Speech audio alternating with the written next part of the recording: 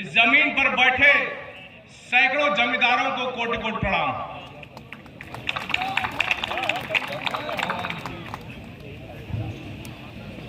कार्यक्रम में उपस्थित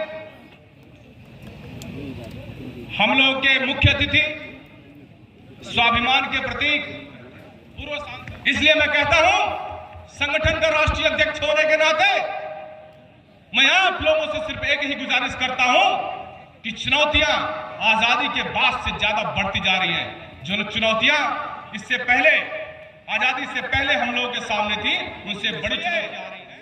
संगठन को मजबूत करना ही एकमात्र, संगठन को मजबूत किए बिना हम लोग अपने लक्ष्य को प्राप्त नहीं कर सकते। और लक्ष्य कुछ नहीं है, लक्ष्य सिर्फ तब भी लड़ाई स्वाभिमान की थी, स्वाधीनता की थी, और आज भी लड़ाई स्वाभिमान और स्वाधीनता की ही है, और आने वाले समय में लड़ाई स्वाभिमान और स्वाधीनता की ही रहेगी। और इसको लड़ने का संघ के अलावा, संगठन के अलावा कोई दूसरा विकल्प नहीं है। लेकिन संगठन में होना क्या चाहिए? संगठन में सबसे पहले अनुशासन। महाराणा प्रताप अगर मुट्ठी भर योद्धाओं से लेकर अगर मुगलों को चुनौती दे सकते थे तो सिर्फ एक ताकत थी उनके अंदर कि वो 100, 500, 1000 जितने भी उनके योद्धा थे अनुशासित थे। उनको पता था कि मेरे सेनापति की उंगली जिधर उठेगी वहां की गर्दनों को गाजर मूली तरह काट देना है। यह अनुशासन होता था, और अनुशासन के बिना आप संगठन का निर्माण नहीं कर सकते। अनुशासन के बिना हम लोग चाहे 1000 हो, चाहे 5000 हो, चाहे 5 लाख लोग हों, भीड़ के अलावा कुछ नहीं है। लेकिन अगर अनुशासित है तो मैं हमेशा कहता हूं कि इस प्रांगण में बैठे 100, 200, 500 लोग काफी है लाल किले में अपना झंडा फहराने के लिए। लेकिन अनुशासन, ये अनुशासन का पाठ पढ़ाना ही हमारा और आपका दायित्व है, और उसी की कड़ी है जो एक छोटा 2 साल का बच्चा हमारे बीच में मंच पर बैठा हुआ है। ये जब इस भाषण को यहाँ के लोगों को सुनकर जब अपने घर में जाएगा, अपने पापा से पूछेगा कि पापा वहां जो महाराणा प्रताप की प्रतिमा लगी थी यहाँ हमारे घर में तो नहीं है, यहाँ हमारे घर में तो अक्षय कुमार और शाहरुख खान की फोटो दिखाई दे रही है। पूछेगा कि नहीं पूछेगा? तो ये अनुशासन का पाठ, ये रोपण इसी बाल काल अवस्था में आपको अपने परिवारों से करनी है। मैं आपको हर मंच के माध्यम से बताता चल रहा हूं कि राजपूतों ने किसी भी युग में, किसी भी काल में, किसी कालखंड में कभी नहीं किया। और आज बहुत पुरानी बात नहीं है, बुजुर्गवान यहाँ पर बैठे हुए हैं, बुजुर्गवान छोड़ दीजिए, जो लोग युवा भी बैठे हुए हैं उनको भी पता था कि आज से 10, 20, 25, 30, 40 साल पहले भारतवर्ष में रोजगार कुछ नहीं था, मात्र एक रोजगार था, और वो कृषि का रोजगार था।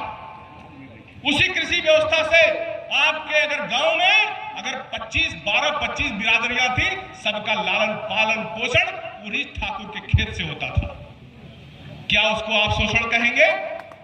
आज असंख्य लोग, लाखों करोड़ों लोग फैक्ट्रियों में जाकर रोजगार करते हैं, तो क्या मालिक को उसको शोषण की दर्जा दी जाएगी या रोजगार की दर्जा दी जाएगी?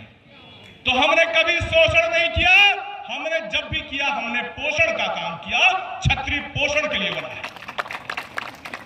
और राजनीति के शीर्ष पर नहीं पहुंच सकते क्या? मैं जो संसाधन आपको इकट्ठा करने के लिए, आपको एकता के लिए, आपकी आवाज बुलंद करने के लिए लगा रहा हूं, क्या उतने संसाधन, उतनी मेहनत में मैं सांसद, विधायक, मंत्री, कैबिनेट मंत्री नहीं बन सकता? बिल्कुल बन सकता हूं मैं। लेकिन जब सर पर सवार हो जुनून समाज का और अपने पूर्वजों के गौरव को प्राप्त करने का, तब राजनीति और राजनीति की कुर्सी बहुत टुच्ची लगती, बहुत छोटी लगती है। करके सांकेतिक रूप से इशारा किया, अपनी पार्टी के खिलाफ झंडा और डंडा लेकर हमारे बीच में भाई आनंद मोहन सिंह जी और उनके पुत्र अंशुमान जी और उनके बड़े पुत्र चेतन आनंद जी, इनकी धर्मपत्नी लवली आनंद जी, सब लोगों ने मोर्चा खोल दिया। आप बहुत दूर की बात नहीं करूंगा, बड़े दर्द से कह रहा हूं, इसी बलिया में माननीय विधायक जी बैठे हुए हैं।